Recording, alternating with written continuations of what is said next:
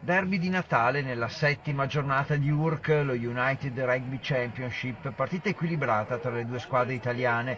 Il Benetton vince 21-15 sulle Zebre, è sempre avanti nel punteggio, ma non spegne mai veramente la resistenza della franchigia di Parma, che prova fino alla fine a riaprire i giochi.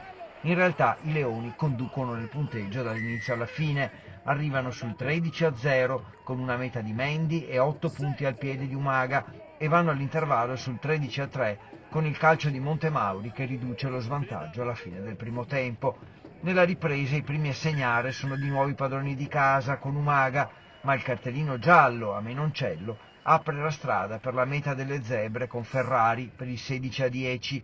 Gli ultimi 20 minuti sono in equilibrio, ma nonostante gli sforzi delle Zebre, un calcio di punizione guadagnato da Spagnolo e poi la meta di Gasperini chiudono di fatto la partita.